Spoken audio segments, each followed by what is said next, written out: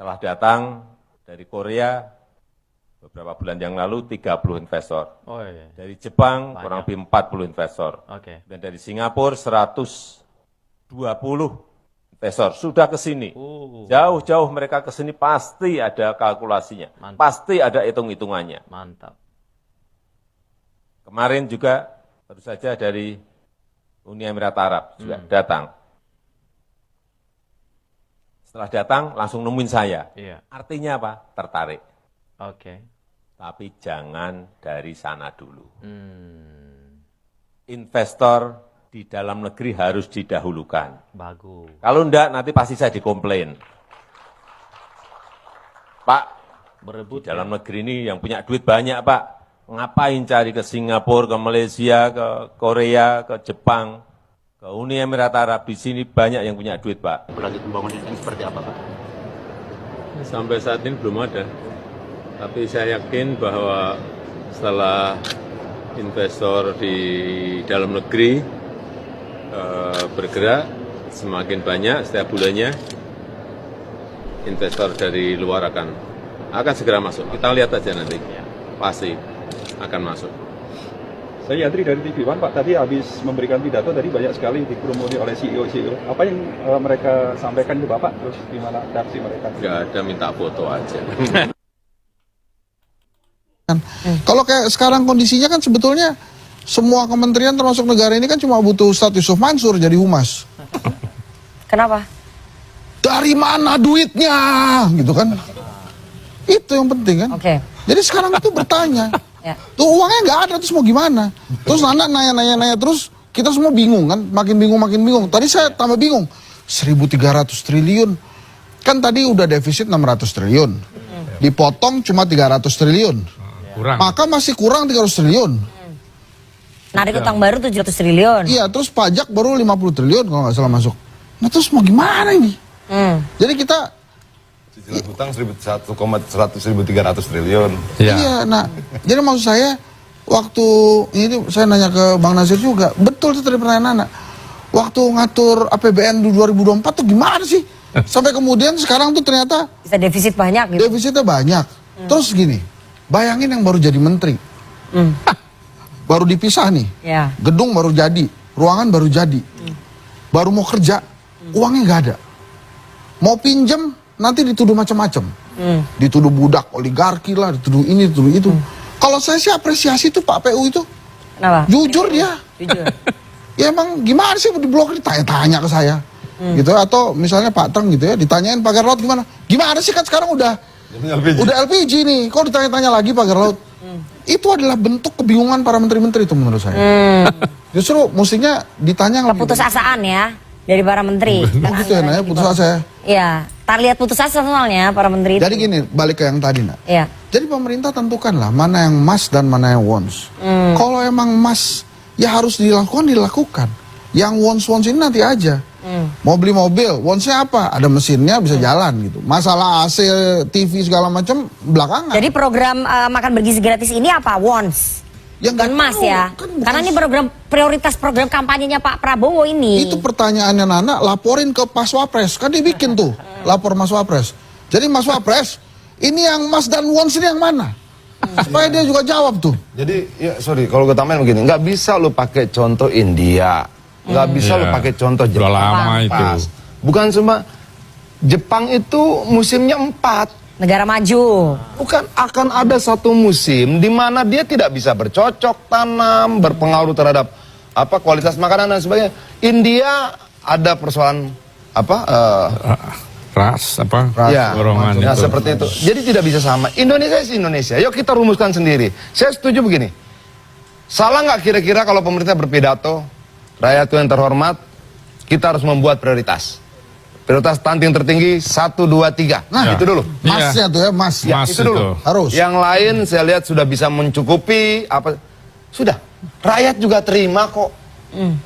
Daripada muncul gejolak sosial, 2 juta orang tidak bekerja karena infrastruktur tidak terbangun. Orang bilang sama istrinya, mah nanti kita sekolahkan anak setelah pasir kita laku. Lah pasirnya nggak kebeli, batunya nggak kebeli. Kenapa? Seluruh infrastruktur berhenti. cat berhenti, pasir berhenti, batu berhenti, kayu berhenti, besi berhenti, itu dampaknya panjang sekali.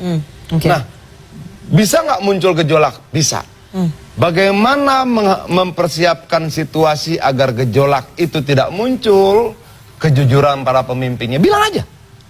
Kita harus buat prioritas. Oke. Apakah proyek IKN itu akan mangkrak? Tentu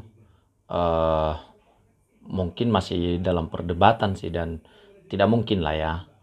Karena sudah besar sekali dana yang dialokasikan ke sana, ya kerugian negara mencapai ratusan triliun kalau sampai mangkrak begitu ya, maka harus dilanjutkan meskipun secara bertahap dan pelan-pelan.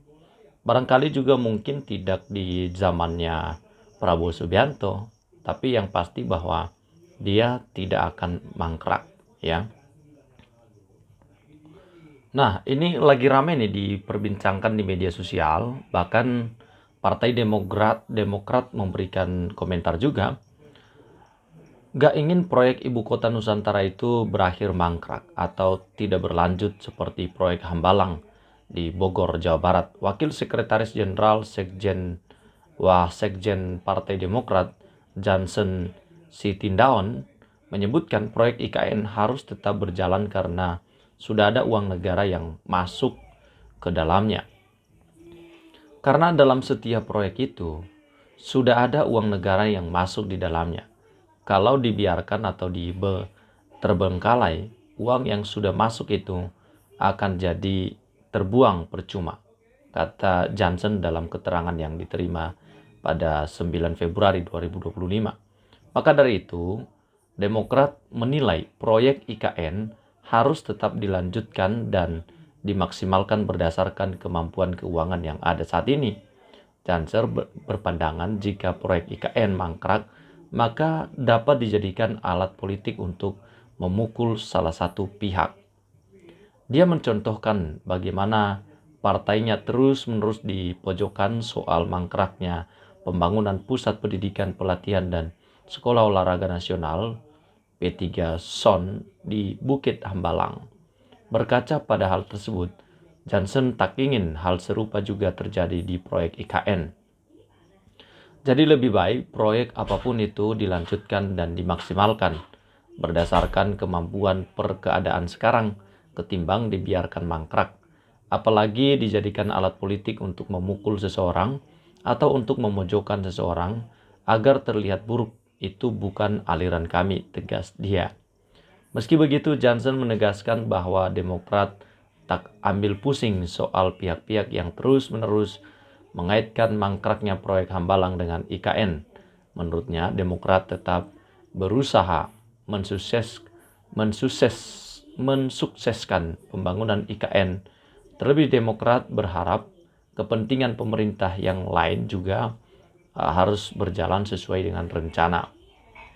Yang lalu berlalu, biarlah berlalu.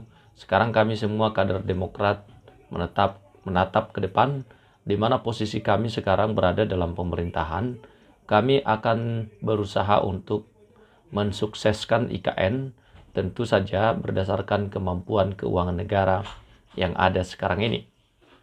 Sehingga kepentingan lain juga tidak terbengkalai, khususnya yang berkaitan dengan program prioritas Presiden. Ya, di Astacita, itulah jalan dan sikap politik yang diajarkan ideologi kami, SBY, kepada kami semua, dan inilah sikap kami, Demokrat, katanya. Adapun sebelumnya, isu pembangunan IKN bakal mangkrak mencuat setelah seluruh anggaran pembangunannya untuk tahun ini diblokir.